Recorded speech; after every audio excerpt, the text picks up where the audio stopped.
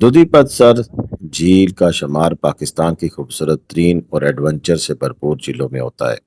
اسے جھیلوں کی ملکہ بھی کہا جاتا ہے۔ 2026 کے سیزن جولائی سے ستمبر کے مطابق یہاں کا سفر آج کل لوگ کر رہے ہیں، یعنی کہ یہ ٹریک اوپن ہے اور اس پر کیسے جایا جا سکتا ہے دودھی پت سر جھیل۔ اگر کسی کے جانے کا پروگرام ہے تو وہ ہماری ویڈیو پوری دیکھ لے، آپ کو مکمل معلومات فراہم ہو جائیں گی کہ کب کہاں کیسے جانا ہے، کتنا خرچ ہونا ہے، اور ایک گروپ جو 4 سے 5 بندوں کا ہے اگر وہ جاتا ہے تو پھر وہ کیسے جائے۔ ایسے میں اشرف بھائی کی تازہ ترین یہ اپڈیٹ ہے جو کہ چل کھٹ کے ہیں، جو کہ ساتھ جا کر آپ کو یہ ٹور کرا سکتے ہیں۔ تو آئیں چلتے ہیں، آپ کو اس کی مکمل معلومات بتاتے ہیں۔ السلام علیکم ورحمۃ اللہ وبرکاتہ۔ اللہم صلی علی محمد وعلی آل محمد کما صلیت علی ابراہیم وعلی آل ابراہیم انک حمید مجید۔ اللہم بارک علی محمد وعلی آل محمد کما بارکت علی ابراہیم وعلی آل ابراہیم انک حمید مجید۔ لداد درود و سلام، بے شمار درود و سلام میرے اور آپ کے پیارے تے سونے تے منمونے آقا حضرت محمد مصطفیٰ صلی اللہ علیہ وآلہ وسلم پر، آپ کی حال پر اور آپ کے اصحاب پر۔ جی عزیز دوستو، یہ جو مناظر آپ دیکھ رہے ہیں یہ تو بیسر کے ہیں، اور یہی وہ مین مقام ہے کہ جہاں سے آپ کے دودھی پت سر کا ٹریک شروع ہوتا ہے۔ آج جب میں یہ ویڈیو بنا رہا ہوں تو 19 جولائی 2026 ہے، اور ابھی یہ ٹریک ایک مہینہ پورا تقریباً، بلکہ اس سے بھی زیادہ، اگست کے اینڈ تک جو ہے یہاں کا سفر جاری و ساری رہے گا، اور یہ 1 سے 2 ماہ کے لیے راستہ کھلتا ہے، اور اس کے بعد پھر جب برفباری شروع ہو جاتی ہے تو یہ راستہ بند کر دیا جاتا ہے۔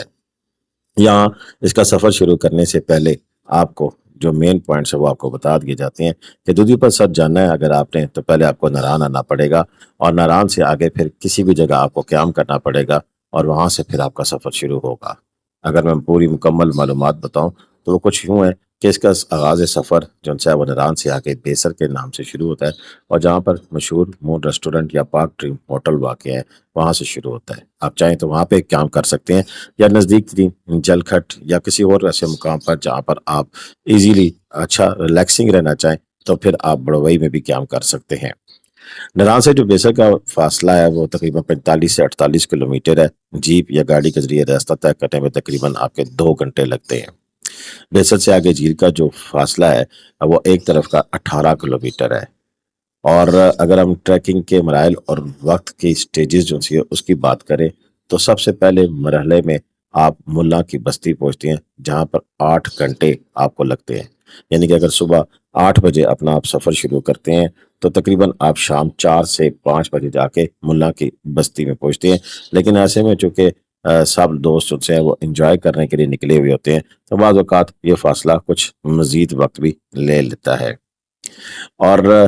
6 سے 8 گھنٹے جو پیدل آپ کا جو یہ سفر ہے، اور اس کے آغاز میں جو ہے وہ دریائے کنہار کے جو سٹارٹنگ ہے اس کی روایتی لکڑی کی ڈولی جسے چیئر لفٹ کہتے ہیں اسے پار کرنا پڑتا ہے، یا پھر آج کل کسی ایک دو مقامات پر کراسنگ بھی بنائی گئی ہے، اس پل کے ذریعے بھی آپ پار ہو سکتے ہیں۔ اس کے بعد پھر پوروی نار ندی کے ساتھ ساتھ آپ سرسبز میدانوں اور چڑھائیوں میں سے گزر کر آپ کا قیام جو ہے وہ رات کو ملا کی بستی میں ہوتا ہے۔ یہ وہ کراسنگ ہے پانی کی جہاں سے گزر کر پھر آپ آگے جاتے ہیں ملا کی بستی سے آگے یا پیچھے، مجھے نہیں پتا کس جگہ پہ ہے، لیکن آپ دیکھ سکتے ہیں کہ یہاں پر ابھی بھی گلیشیئر موجود ہیں، جہاں پر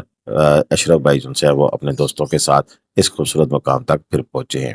آپ ساتھ ساتھ دودھی پت سر کے خوبصورت ترین نظاروں کو انجوائے بھی کریں، لیکن میں آپ کو مزید معلومات بھی بتاتا چلوں کہ رات اگر آپ ملا کی بستی میں قیام کرتے ہیں تو پھر اس سے اگلے دن آپ کا سفر شروع ہو جاتا ہے، اور ملا سی بستی سے آپ آگے اگر جائیں تو 1.5 سے 2 گھنٹے کی پھر آپ کی ٹریکنگ شروع ہوتی ہے۔ لیکن یہ انتہائی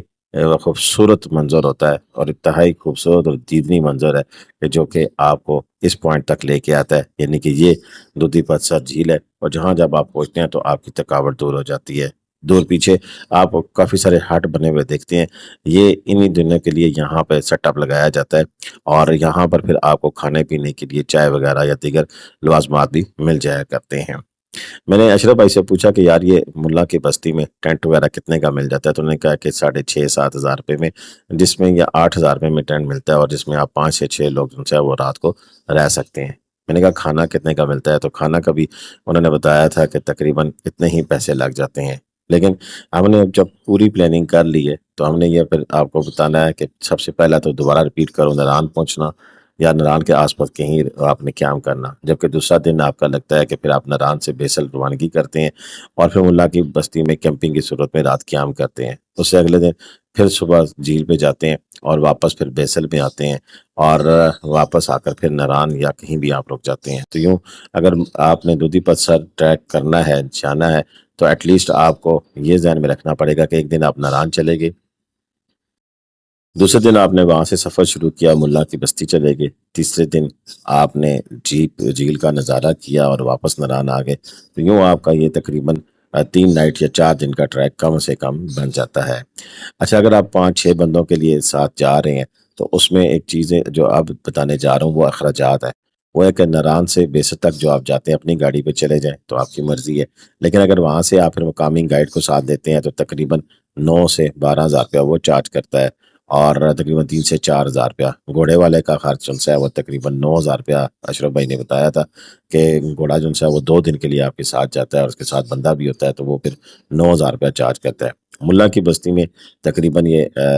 5 افراد کا 2 دن کا کھانا اور کیمپنگ اور سارا کچھ جو ہے وہ تقریباً 20 سے 25 ہزار روپیہ آپ کا بن جاتا ہے۔ اس کے علاوہ اگر آپ مثلاً وہ گھوڑے وغیرہ نہیں لیتے ہیں، خود سے چلے جاتے ہیں تو پھر وہ آپ کی بچت ہو جاتی ہے، لیکن ایسی صورت میں بھی آپ کے کم از کم گائیڈ ساتھ لازمی رکھنا پڑتا ہے، کیونکہ گائیڈ کے بغیر آپ کو تو نہ راستے معلوم ہے اور نہ آپ وہ کمفرٹلی جا سکتے ہیں۔ کچھ لوگ سیکورٹی کے حوالے سے بات کرتے ہیں تو وہاں پر ان دنوں میں پولیس کی باقاعدہ ڈپلائمنٹ ہوتی ہے اور ملا کی بستی میں پولیس والے موجود ہوتے ہیں جو کہ آگے پھر صبح جتنے بھی لوگ آئے ہوئے ہوتے ہیں ان کو لے کے آگے پھر جھیل پہ جاتے ہیں اور پھر واپس ملا کی بستی تک آپ کے ساتھ آتے ہیں۔ پھر ملا کی بستی سے آگے کی جو ٹریکنگ ہے اس میں کوئی ایسی بات نہیں ہے، لیکن 2 چیزیں اس میں یاد رکھیں کہ وہاں پر جھیل کے اوپر رات کو کیمپنگ کرنا ممنوع ہے، آپ کو بالکل بھی اس قسم کے کوئی ایڈونچر نہیں کرنا چاہیے، اور کل کلا پھر کسی حادثے کا اگر باعث بنے چیزیں تو پھر نہ صرف اس پاکستان کی سیاحت کے حوالے سے وہ بدنامی کا باعث بنتی ہے، بلکہ آپ کی یعنی کہ کہہ سکتے ہیں کہ جان پہ بھی کوئی نہ کوئی ایسی چیز آ جائے گی۔ نہیں دیکھیں نا، وہاں پر کوئی سیکورٹی نہیں ہے، کوئی کچھ نہیں ہے، رات کو جنگلی جانور ہیں، 100 معاملات ہیں، تو ایسے میں بالکل آپ سے کیٹیگری کہہ رہا ہوں، بتا رہا ہوں کہ بالکل آپ نے رات کو وہاں پر قیام نہیں کرنا ہے، جائیں نظارے کریں اور پھر بچے واپس آ جائیں۔ دودھی پال سر ان دنوں میں اگر کوئی جانا چاہتا ہے تو اشرف بھائی کا نمبر اسکرین پہ آ رہا ہے، آپ ان سے رابطہ کر سکتے ہیں، مکمل آپ کو گائیڈ کی سہولت فراہم کریں گے یا خود جائیں گے، اور پورا طریقے سے ٹریک بھی کرائیں گے۔ جلکھٹ میں ان کے پاس رہائش بھی ہے، آپ ان پہ وہاں پہ قیام کرنا چاہیں تو یہ آپ کو وہاں پر قیام کرائیں گے اور ساتھ لے جائیں گے بھی اور واپس بھی لے کے آئیں گے۔ اس طرح کے دیگر کافی سارے لوگ ہیں جو کہ اس طرح کی سروسز پرووائڈ کر رہے ہیں۔ بہتر تو یہ ہے کہ آپ مقامی کسی نہ کسی بندے کے ساتھ اٹیچمنٹ کریں اور پھر اس کو ساتھ لے کے جائیں، تاکہ نہ صرف خوبصورت نظارے انجوائے کریں بلکہ راستے کے بارے میں معلومات بھی ملتی رہے کہ کون سا علاقہ ہے، کہاں سے آپ گزر رہے ہیں اور آگے آنے والے علاقے کون کون سے ہیں، ضمناً علاقے جو ساتھ ساتھ آپ اسی روٹ کے اوپر دیکھتے جائیں۔ روٹ کے بہت زیادہ ان یا آؤٹ آپ نے نہیں ہونا ہے، کیونکہ راستہ بھولنے کی صورت میں آپ کو اس کی بھاری قیمت چکانی پڑ سکتی ہے۔ اب تک کے لیے اتنی اجازت دیں۔ اللہ حافظ۔ پاکستان زندہ باد، پاکستان پائندہ باد۔ جیتے رہے، خوش رہے، آباد رہے، اپنی دعاؤں میں یاد رکھیے گا۔ اللہ حافظ۔